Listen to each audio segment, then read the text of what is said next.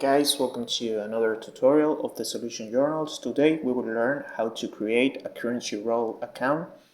This is an easy process to do. The first step is go to the Play Store and you need to download the application of Crunchyroll. For create that account on your phone, I download previously the application of Crunchyroll, and you need to pick here and open.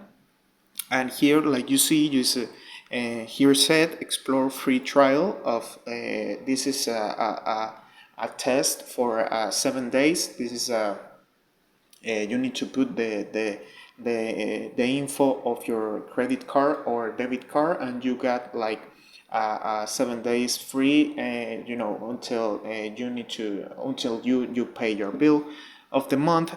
But here is login. This is if you got an account, and here in the small letters you can read or create account. So you need to pick here or create account, and after that the only thing you need to do is first you need to choose an email who don't have a previously account, don't be logging with another account.